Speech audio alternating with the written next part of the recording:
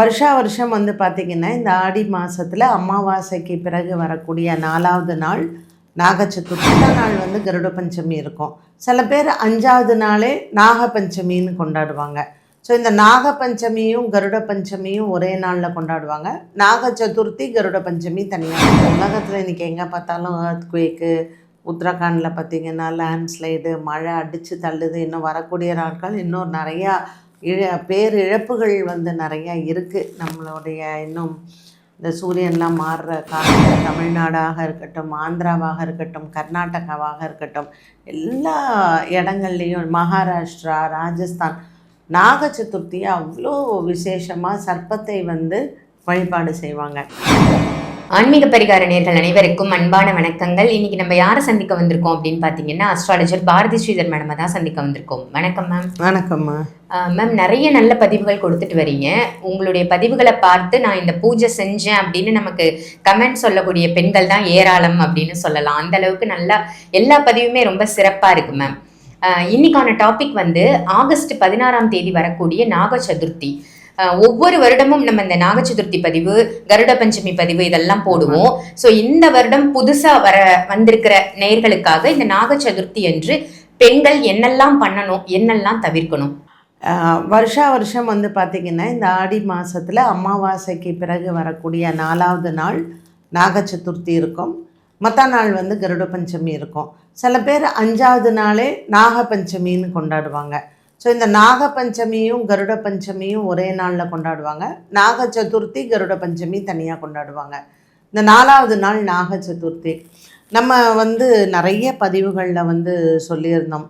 இது மாதிரி ஆடி மாதம் அப்படின்னாலே இயற்கையை வணங்கக்கூடிய ஒரு மாதம் அப்படின்னு சொல்லிட்டு, அதே மாதிரி இந்த மாதத்தில் நான் பண்ணுற எல்லா சேனல்ஸ்லேயா இருக்கட்டும், நம்ம ஆன்மீக பரிகாரத்துலேயுமே இயற்கை பேரிடர் நிறையா வரும் நான் சொல்லிகிட்டே இருந்தேன்.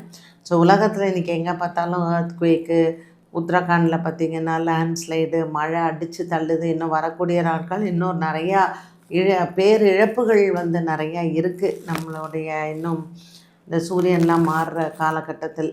ஸோ இந்த அப்போ அந்த காலத்தில் வந்து பாருங்கள், எல்லா விதமான உயிரினங்களையும் நம்மளை வந்து மதிக்க சொல்லி கொடுத்துருக்காங்க. நம்மளுடைய ஹிந்து சனாதன தர்மத்தில் வந்து எல்லாத்தையுமே நீ வழிபாடு பண்ணு, எல்லாத்துக்குமே நீ வந்து நமஸ்காரம் பண்ணு, எல்லாத்தையுமே நீ வந்து ரெஸ்பெக்ட் பண்ணு அப்படின்ட்டுன்னு. ஒரு புழு பூச்சியாக இருந்தாலும் நம்ம அதுக்கு மரியாதை கொடுக்கணும் அப்படிங்கிறது தான் நம்மளுடைய தர்மம். அப்போது அதுக்குன்னு இந்த சூரியன் சந்திரன் நகரக்கூடிய காலகட்டத்தில் கால அளவு வச்சாங்க. இந்தந்த காலத்தில் நீ இதெல்லாம் பண்ணு, அப்போ உனக்கு நல்லது அப்படின்னு சொல்லிட்டு சொன்னாங்க. இந்த ஆடி மாதத்தில் இந்த நாக சதுர்த்தியில் சர்ப்பங்களை வழிபாடு செய்வதற்கான ஒரு நாளை தேர்ந்தெடுத்தாங்க.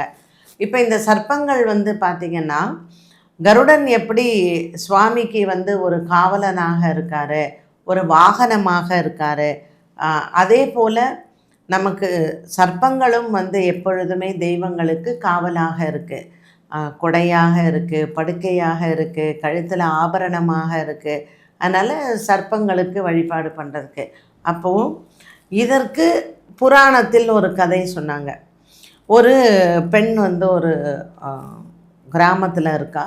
அந்த கிராமத்தில் இருக்கக்கூடிய அந்த பெண்ணுக்கு வந்து 7 அண்ணன்மார்கள் இருக்காங்க. அவளுக்கு தாய் தந்தை கிடையாது. ஸோ அவள் வந்து வயலுக்கு போகிறது, வேலை செய்கிறது, இந்த மாதிரி தான் அவங்களுடைய வேலைகள். அப்படி இருக்கும் பொழுது அவளுடைய சகோதரர் வந்து வயலில் வேலை செய்யும் பொழுது நாகம் தீண்டி இறந்து போயிடுறாரு. அப்போ அவள் நாகராஜாட்ட போய் அவள் விரதம் இருந்து இந்த நாக சதுர்த்தியில் அவள் நாகத்தை வழிபாடு செய்யும் பொழுது அவர் அண்ணன் வந்து உயிர் பெற்று திரும்ப வராரு. இதுதான் இந்த நாக சதுர்த்திக்கு இந்த கதையை வந்து சொல்லுவாங்க. ஸோ இந்த நாக சதுர்த்தி வந்து பார்த்திங்கன்னா, எல்லா இடங்கள்லையுமே நம்மளுடைய தமிழ்நாடாக இருக்கட்டும், ஆந்திராவாக இருக்கட்டும், கர்நாடகாவாக இருக்கட்டும், எல்லா இடங்கள்லேயும் மகாராஷ்டிரா, ராஜஸ்தான் நாக சதுர்த்தியை அவ்வளோ விசேஷமாக சர்ப்பத்தை வந்து வழிபாடு செய்வாங்க.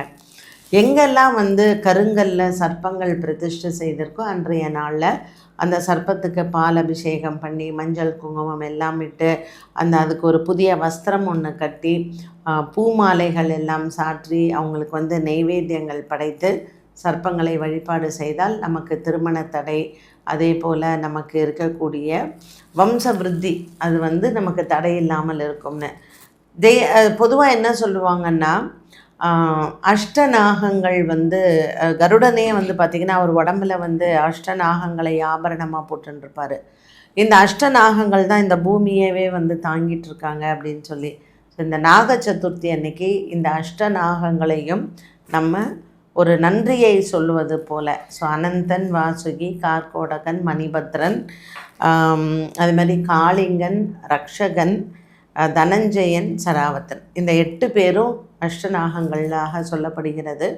இவர்களுக்கு நாம் இந்த பூலோகத்தில் அவங்களுக்கு நன்றியை சொல்லி இந்த ஒரு வருட காலமும் நமக்கு நன்மைகள் தரணும்னு சொல்லி நாகத்தை பூஜை பண்ணக்கூடிய ஒரு அற்புதமான நாள் தான் நாக சதுர்த்தி. சூப்பராக சொன்னீங்க மேம். இப்போ நாக சதுர்த்தி வழிபாடு அப்படிங்கிறது வழி வழியாக பண்ணக்கூடிய மக்கள் தான் பண்ணணுமா, இல்லை எல்லா பொதுமக்களும் பண்ணுவது? எல்லாருமே பண்ணலாம். சர்ப்பத்தை எல்லாரும் தானே நம்ம வழிபாடு செய்கிறோம். நீங்கள் எந்த மதத்தை எடுத்துட்டாலுமே அங்கே வந்து சர்ப்ப வழிபாடு அப்படிங்கிறது இருக்கும். இந்த நாக சதுர்த்திக்கு உங்கள் வீட்டு பக்கத்தில் எங்கே நீங்கள் வந்து பாருங்களேன், டீஃபால்ட்டாக எல்லா கோவில்கள்லேயுமே ஒரு தலை நாகமோ 5 தலை நாகமோ ரெட்டை நாகம் இப்படி பின்னி இருக்கிறதோ ஏதாவது ஒரு நாகம் கண்டிப்பாக இருக்கும். இல்லைன்னா கிருஷ்ணர் வந்து இந்த காளிங்க நர்த்தனம் நாகத்தை பிடிச்சின்னு இருக்கிறது இருக்கும். ஸோ அந்த இடத்துல இருக்கக்கூடிய கிருஷ்ணர் வந்து வாழை பிடிச்சிட்டு நர்த்தனம் ஆடுறாருலே அந்த நாகத்துக்கு பேர் தான் காளிங்கன். இவருக்கு வாசுகி தான் வந்து சிவனுக்கு கழுத்தில் ஆபரணமாக இருக்குது. ஸோ இந்த நாக சதுர்த்தி வந்து இன்னொரு கதை என்ன சொல்லுவாங்கன்னா, ஆலகால விஷத்தை சிவபெருமான் அவர் வந்து அந்த நாகத்தினுடைய விஷத்தை வாசுகின்ற பாம்பு தானே மத்தாக கடையிறாங்க பார்க்கடலை கடையும் பொழுது. அதனால் அவர் வந்து விஷத்தை விழுங்கியதாகவும் பார்வதி தேவி வந்து அவர் கழுத்தை பிடித்து நீலகண்டனாக அவர் இருந்தார் அப்படிங்கிறதும் இந்த நாக சதுர்த்தி அன்னைக்கு. அதனால நாகங்களுக்கு வந்து நம்ம வழிபாடு செய்கிறோம் அப்படின்னு இன்னொரு கதையும் உண்டு. ஆமாம் மேம், நீங்கள் சொல்கிறது உண்மைதான். என்னன்னு பார்த்தா இப்போ எல்லா தெய்வங்களுக்கும் நாகத்தோட தொடர்பு இருக்கும். ஆமாம், பெருமாள் வந்து நாகத்திலேயே ஆதிசேஷன் மேலே அவர் வந்து படுக்கையாக இருக்கார். கருமாரி அம்மனுக்கு கொடையாக இருக்கு. நீங்கள் சிவபெருமானுக்கு பார்த்தீங்கன்னா கழுத்தில் ஆபரணமாக இருக்கும். முருகப்பெருமானுக்கு பார்த்தீங்கன்னா காலுக்கு கீழே இருப்பார். விநாயக பெருமானுக்கு பார்த்தீங்கன்னா இடுப்பில் ஒட்டியானமாக கட்டியிருப்பார். அதனால் நீங்கள் எந்த கோயில் போங்களேன், அங்கே நாகம் இல்லாமல் இருக்கவே இருக்காது. நாக தேவதை, நாக கன்னிகள், நாகராஜா அப்படிங்கிறது நம்ம அப்படியே அந்த கூட்டத்தையே நம்ம வந்து வழிபாடு செய்கிறோம். அதனால் சர்ப்பங்கள் வந்து நம்ம வழிபாடு செய்கிறது அப்படிங்கிறது காலம் காலமாக நம்ம வந்து வரக்கூடிய ஒன்று தான். கண்டிப்பாக மேம். நிறைய பேருக்கு ஜாதகத்தில் கூட இந்த நாகதோஷம்லாம் இருக்கும். ஸோ இதெல்லாம் நிவர்த்தி ஆகணும் அப்படின்னா இது ஒரு அற்புதமான நாளாக இதை யூஸ் பண்ணிக்கலாம். கண்டிப்பாக கண்டிப்பாக சர்ப்ப வழிபாடு நீங்கள் எல்லாருமே செய்யணும். உங்கள் வீட்டில் ஆம்பளை பசங்களுக்கு ரொம்ப நல்லது. சந்ததி விருத்திக்கு இந்த நாக சதுர்த்தி ரொம்ப ரொம்ப விசேஷமானது. ஸோ விடாது நீங்கள் பண்ணுங்கள். நான் வந்து எப்படி இந்த ஆடி மாதத்தில் நான் சர்ப்ப வழிபாடு பண்ணுவேன் அப்படின்னா, மாமியார் இருந்த காலம் வரைக்கும் நாங்கள் புத்துக்கு போய் பால் தெளித்து எல்லாம் பண்ணோம். எங்கள் மாமியார் இறக்கும்போது என் சின்ன பொண்ணுக்கு 8 மாத குழந்த. ஸோ நான் அந்த மாமியார் இறந்த அந்த 1 வருஷம் தீட்டுக்கு அப்புறம்லாம் என்னால் வந்து குழந்தைங்கள வச்சுட்டு காத்தால போய் புத்துக்கு பால் தெளிக்கிற அதெல்லாம் பண்ண முடியல அப்போல்லாம். அப்போது நான் வந்து எங்கள் சின்ன மாமனார் என்கிட்ட சொன்னார், நீ வந்து ஐப்பசி மாதம் மூலத்தில் மணவாள மாமனிக்கு உற்சவத்தில் நீ வந்து கலந்துக்கோமா, நான்லாம் அதான் பண்ணுறேன், பண்ண முடியல அப்படின்னு. அப்புறம் பசங்க கொஞ்சம் வளர்ந்து இதானதுக்கப்புறம் கேரளாவில் எல்லாம் இந்த சர்ப்பக்காவுங்கள் இருக்கும். நிறைய சர்ப்பக்காவுகள் கேரளாவில் வந்து நீங்கள் கேள்விப்பட்டிருக்கலாம். அந்த சர்ப்பக்காவில் வந்து பார்த்திங்கன்னா ஆஸ்லேஷ பூஜை ரொம்ப விசேஷம். நீங்கள் அது கேரளாவில் தான் ரொம்ப விசேஷமாக வந்து பண்ணுவாங்க. ஸோ எனக்கு அந்த மாதிரியான தொடர்புகள் அந்த கோவில் இதெல்லாம் எனக்கு கிடைச்சதுனால ஆயில்ய நட்சத்திரத்தில் சர்ப்ப வழிபாடு பண்ணுறது ரொம்ப விசேஷம். அதனால் இந்த தடவை ஆடி அமாவாசை ஆயில்ய நட்சத்திரம் வந்ததுனால உதயாஸ்தமன பூஜைன்னு சொல்லுவாங்க. காத்தால சூரிய உதயத்துலேருந்து சாயந்தரம் சூரிய அஸ்தமனம் வரைக்கும் அந்த ஒரு நாள் ஃபுல்லாக என்னோடது தான் அந்த சர்ப்பகாவில் வந்து பூஜை. அதனால் நான் அப்படி வந்து கொடுத்தேன். அது ரொம்ப மனசுக்கு நிறைவு. நான் வந்து என்னோடய கிளையண்ட்ஸ் நிறைய பேரை இந்த தோஷம் இருக்கிறது, கிரகண தோஷம் இருக்கிற ஜாதகங்கள்லாம் வெட்டிக்கோடு, அதே மாதிரி வெட்டிக்கோடு வந்து ரொம்ப விசேஷமான மன்னார் சாலை வெட்டிக்கோடு, நாகர்கோயில் நாகராஜ சுவாமி, சங்கரன் கோவில், இது எல்லாமே சர்ப்ப வழிபாட்டிற்கு ரொம்ப சிறந்த ஸ்தலங்கள். ஸோ நீங்கள் கேரளா போனீங்கன்னா கண்டிப்பாக வெட்டிக்கோடு இல்லைன்னா மன்னார் சாலை போங்க. சர்ப்பகாவுன்னா அதுதாங்க. அந்த பூஜைகளும் அங்கே இருக்கக்கூடிய வைப்ரேஷனும் ரொம்ப சூப்பராக இருக்கும். மிஸ் பண்ணாதீங்க. Super ma'am. ரொம்ப அழகா நாக சதுர்த்தியை பத்தி மக்களுக்கு எடுத்து சொன்னீங்க.